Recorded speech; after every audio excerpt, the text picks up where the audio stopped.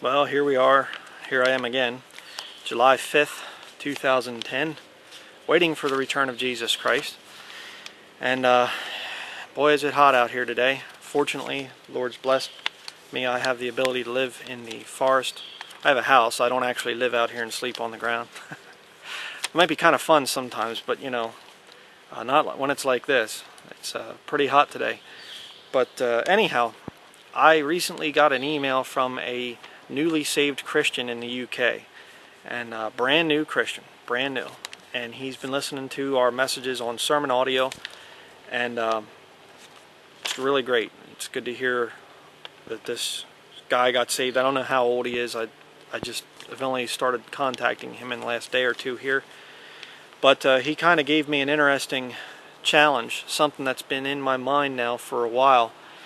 And of course, when you have somebody that newly gets saved and they're brand new, they'll often ask, well, where should I start reading in the Bible?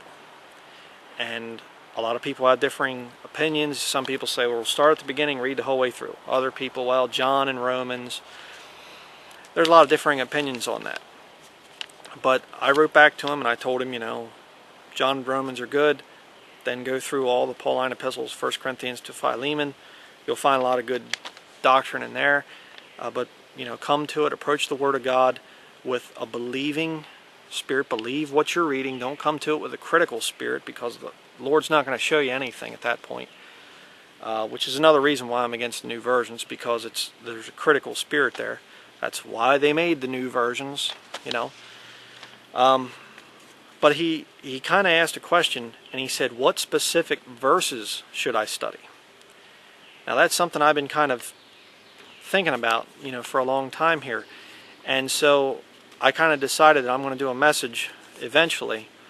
But I listed here, if I had to narrow down, and this is the challenge, if you had to narrow down 12 essential verses in the whole Bible, doesn't matter where they're at, but 12 essential verses. Now, I'm not talking about necessarily for salvation, okay? I'm talking about 12 verses that you should have memorized that will help you in your Christian walk, okay? I'm not going to tell you what's on my list here, because I don't want you copying me just, you know, for whatever. But write in the comments down below 12 verses. You don't have to spell out the verses, just give me the references. And 12 verses, things about warnings for Christians, things that they should have memorized, that they're going to run into a lot out on the street, that they're going to run into with their friends and family. 12 verses is what I'm looking for.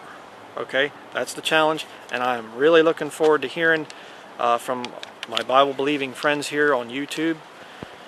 If you're not a King James Bible believer, well, I really wouldn't waste your time trying to give me 12 verses, because they're not going to read the same as King James, and I'll just deny them anyhow. So, but if you're a King James Bible believer, I'm interested to know 12 key verses that every Christian should have memorized that will help you in your life. So, looking forward to hearing from you.